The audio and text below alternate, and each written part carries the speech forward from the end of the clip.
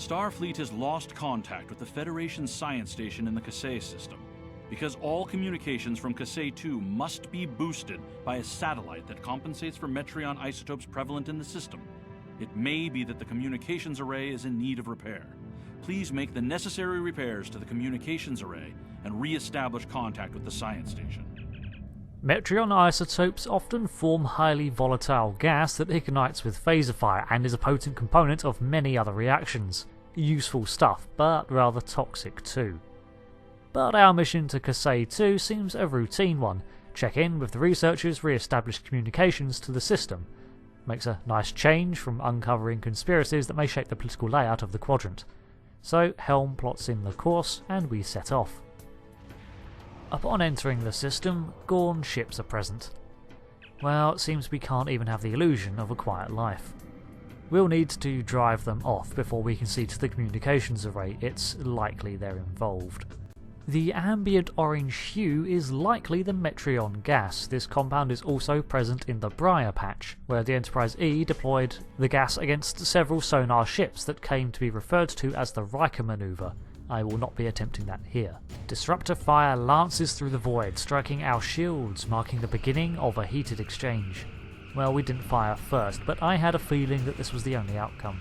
Disposing of a single Vishap frigate, cinematically we cruise through the exploding vessel, but have to engage emergency maneuvers to put distance between us.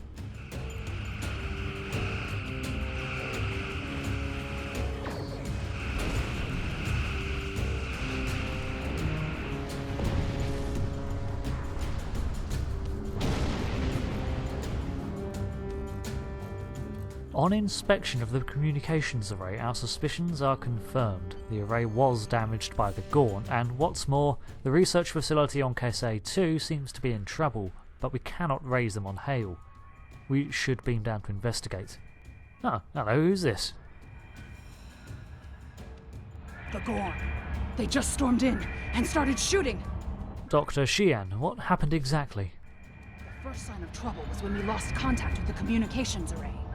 The Gorn beamed in and started shooting. They destroyed our computer core and took thousands of artifacts we spent years collecting. Then, as if destroying decades of archaeological research weren't enough, they started setting fires. Well, there has to be a motive. The Gorn have extremely long memories. Thousands of years ago, the Gorn hegemony ruled this entire sector. In their minds, that means these planets are still theirs. The alliance with the Klingons has inspired the Gorn to start rebuilding their empire.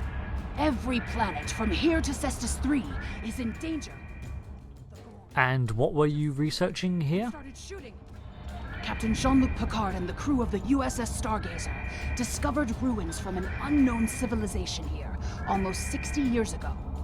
The Federation Science Council has been researching this site ever since. It's a fascinating find. There are more than 40 kilometers of catacombs under this facility. We've barely managed to explore a quarter of what we think is here. 2 years ago, we found a star chart in the catacombs that indicated that this civilization had contact with interstellar travelers more than 15,000 years ago. The chart led us to another site on Kasei 4, where we found the most extraordinary artifacts. If we're correct, the race that once lived here may have been an advanced proto-reptilian race. Reptilian. Okay, right. Anyone escape the fire? Not everyone. There are several members of our team still unaccounted for. Please, you must find them. The Gorn destroyed our automated fire suppression system in the initial attack. You will find fire suppression devices on the walls that you can use to fight the fires. Fire suppression caught fire. I mean, we'll see to the survivors and tackle these fires. You can beam to the Armiger. Alright then. The Gorn warped into this system, then isolated the facility first by cutting off its comms. Then they looted the artifacts collected here and wiped any information on them before setting the place ablaze, killing the researchers, or at least trying to. We'll need to deactivate containment fields to tackle the small fires with the personal extinguishers, as well as keep an eye out for survivors. So thousands of years ago, the Gorn ruled this very sector as part of a much larger empire. The Gorn are very territorial and deeply respect their ancestors. So 60 years ago, the crew of the USS Stargazer discovered ancient ruins here, and the Federation set up a research station. The Gorn haven't been here for a millennia, so why not, right? The next corridor reveals a cornered researcher surrounded by a Gorn patrol who seem to have stayed behind. Perhaps they were prevented from beaming out by the containment fields, or they simply haven't finished their job yet. After all, this facility still stands, and their goal is clearly to reclaim their heritage and burn down the interlopers. We safely beam the surviving researcher aboard the Armiger and carry on.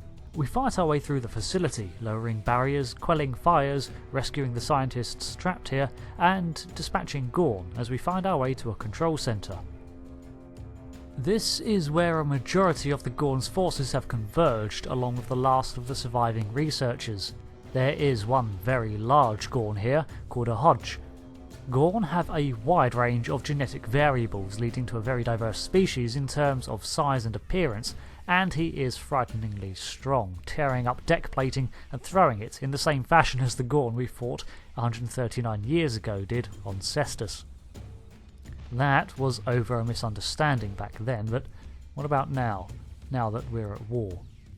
After we rescue the final researcher, Tarsi mentions that there is still no response from Kasei 4, the location of another dig site, so we return to the ship and set a course. If the civilization that was here as far back as 15,000 years ago were from the Gorn's ancestors, then they do have a legitimate claim to this system, but the level of violence displayed here today is inexcusable.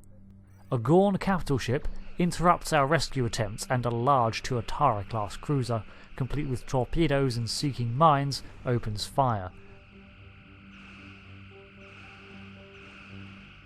But for now, the Armiger outguns the Gorn ship, and we emerge victorious, with some slight bruising. Temet then reports that the area is secure, but a scrambling field prevents us from contacting the surface or even getting a clear picture of what's going on, so the only thing left is to beam down. Naturally, as the most important officer aboard the ship, I decide that me and my entire senior staff should go down and have a look. We emerge on a humid but verdant planet, something of a mix between a marshland and a rainforest. Amid the green spread and the twisted spires of alien trees, an intrusive orange beam of light marks an unnatural presence. 3 shield generators are protecting a central complex and is the likely cause of the interference. We can see already a gathering of Gorn guards grouped at the base of one such pillar. We'll have to dispatch them before we can disable the shielded structure in the middle. They bring a couple of new tricks to the field this time, with a fabricated mortar fire marking its intended target with a red area of effect, and a lizard-like hound thingy called an attack saw. We drop one of the generators, and over the comms we hear a Gorn officer's perplexed response as to the loss of power. We are on the right track then. Onward through the jungle. And, right into a giant puddle. Great. Wet shoes. This is why I make my crew wear combat boots rather than just shoes. At least it's some protection. Nothing I can do about the trousers though. I hate wet clothes. And who knows what's living in there? There could be leeches. Ugh. I need more security officers to do this sort of thing for me. Shouldn't have beamed down. There's our final destination. I can't quite make out what we've got from here, but there are definitely Gorn inside, and probably the researchers too.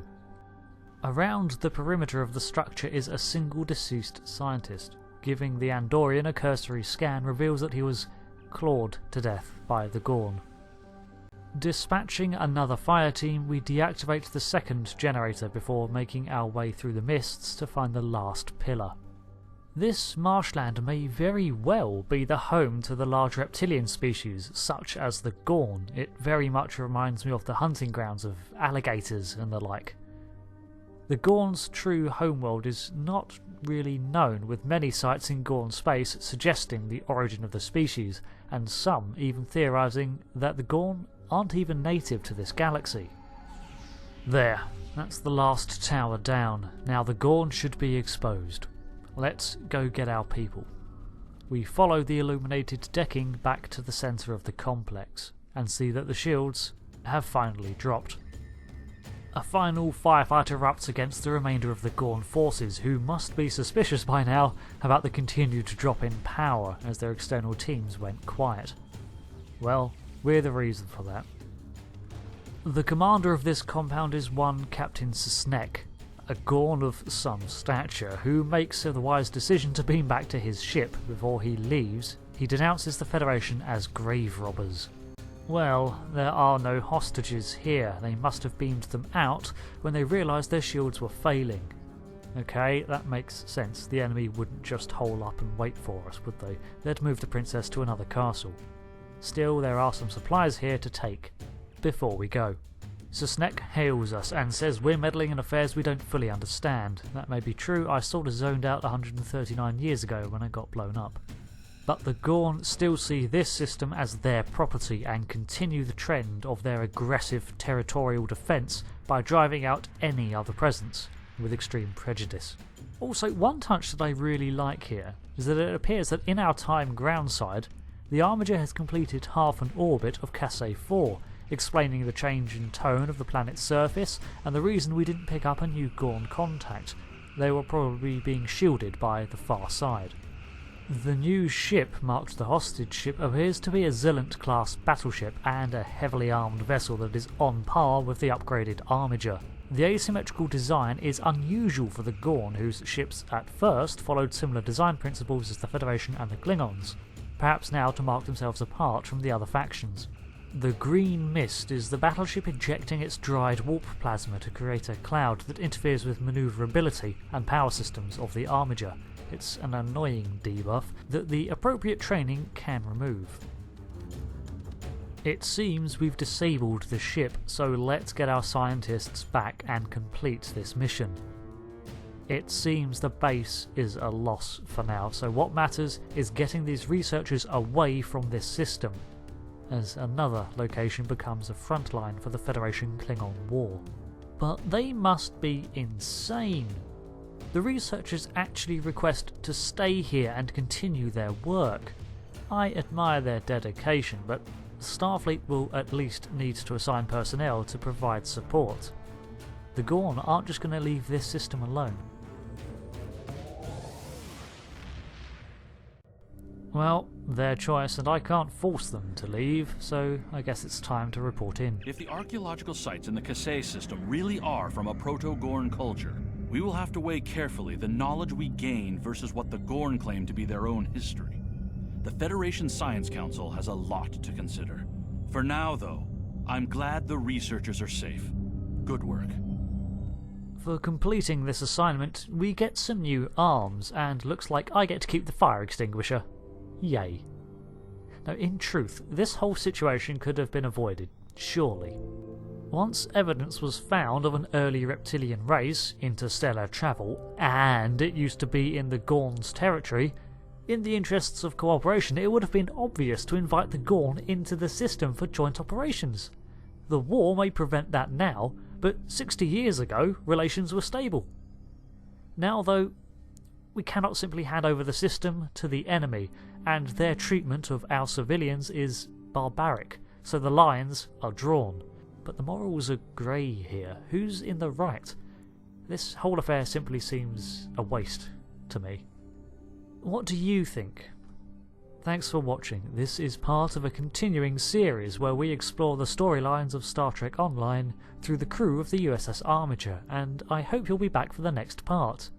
Until then, thanks again, and goodbye.